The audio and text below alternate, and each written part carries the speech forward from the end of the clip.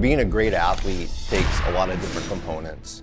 You have to have good physical skills. You have to be able to shoot free throws, hit the baseball, throw the baseball, spike the volleyball, whatever your sport is. It also requires a good mental mindset, being able to think positively, focus, concentrate, and it requires you to have a good sports IQ in your given sport.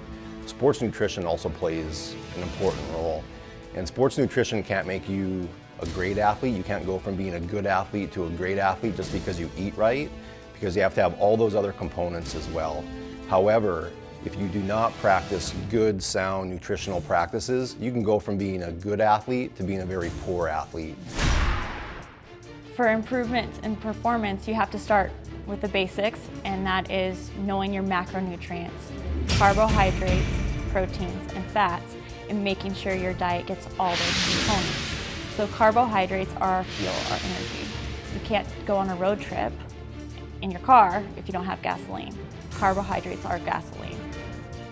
We want half or more of our plate to be carbohydrates. It's fruits and vegetables. So our fruits are like our apples, our oranges, our bananas. And our vegetables are our carrots, our broccoli, our peas. And then grains is another component that we can get our carbohydrates from. That would be our brown rice, breads, pastas, but making sure they're 100% whole wheat, whole grain. For protein is our building blocks.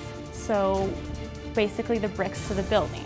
Not only builds our muscles, but all our cells and all our tissues. So for recovery and building that extra muscle, we need protein. Proteins come from our meat sources. So making sure that you have lean beef, chicken, fish, and then also our nuts and our dairy products all have protein components that are really good, making sure a quarter of our plate are protein. Fat is also an energy source, but it also builds hormones and other components for growth in the youth athlete. It's really important that we have fat for all those components as well.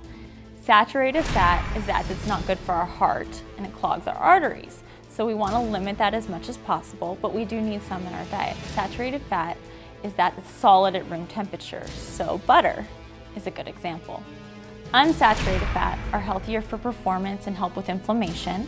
And those are things like olive oil, the fats that come from our nuts, and naturally in our food products. Optimal sports performance is about getting the right types of food in your body at the right time and in the right amounts.